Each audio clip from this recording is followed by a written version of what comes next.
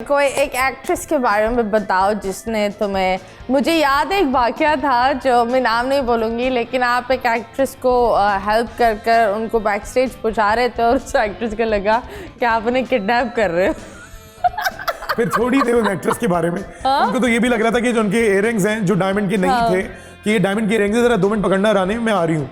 और वो चली गई और जाके उन्होंने ये भी किसी को बोल दिया था कि रानी मेरे इयररिंग्स लेके चला गया। ओह गॉड, और वो मैं लेके घूम, आपकी बेस्ट फ्रेंड मीरा जी, मेरी बेस्ट फ्रेंड, एक्चुअली वो हम सबकी बेस्ट फ्रेंड है। हाँ तो वो मीरा जी इतनी मासूम है यार, मतलब एक बैक स्टेज जाने के सफर में व्हाट डिड शी से कि आप मुझे किडनैप कर रहे हैं। मैं कह रहा हूँ मैं आपको बैक स्टेज ले जा रहा हूँ क्योंकि आपकी एंट्री उधर से होनी है। और उनके इयररिंग्स मैंने ही उनको लाके दिए थे, मैंने खरीदे थे, मैं क्योंकि उनको स्टाइल कर रहा था। और वो कह रही थी ये डायमंड के मेरे इयररिंग्स राना लेके गायब हो गया है। तो मैंने उनको बाद में याद दिलाया, पहले ये डायमंड के नहीं है और दूसरा मैं ही खरीद के इसको ये जरखून मैं लाया हूँ, आप प्लीज ये जरखून अपने पास रखें। Oh God.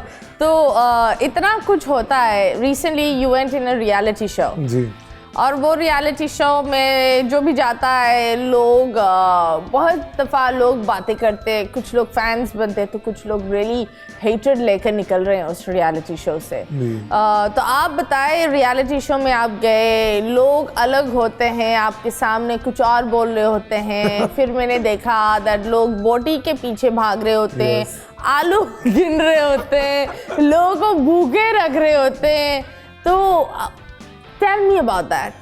It was a reality show. आपने भी रियलिटी शो किया तो आप बहुत हद तक इसको समझ सके। हाँ, लेकिन मैंने ना बोटी चुराई। हाँ, आपके उसका फॉर्मेट क्या होगा, मगर मेरा पॉइंट ये था कहने का कि रियलिटी शो में literally there was no script, number 1, क्योंकि हर कोई समझता है कि हम लोग को रात को हमारे फोन मिल जाते थे और शायद 12 या 1 बजे हम लोग वहाँ से निकल के घर जाते थे और सुबह फिर आगे बैठ जाते थे।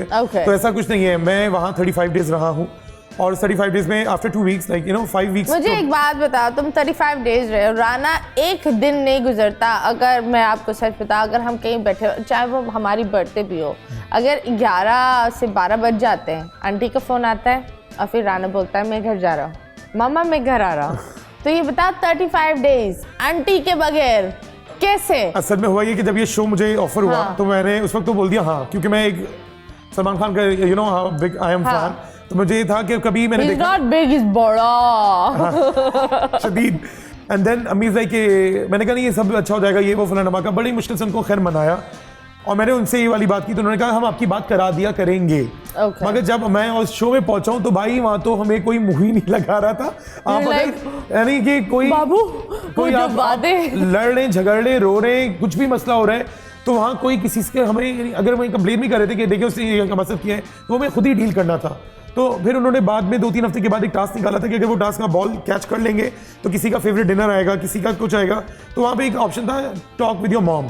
तो आई गॉट हैप्पी कि लाइक अल्लाह करे मेरा वो बॉल आ जाए और मुझे वो मिले। और इत्तेफाक से ऐसा हुआ कि मैं सुबह उठा हूँ, मैं वॉशरूम जा रहा था कि मुझे सब लोगों ने बोला कि राना तुम्हारा नाम आया भागो।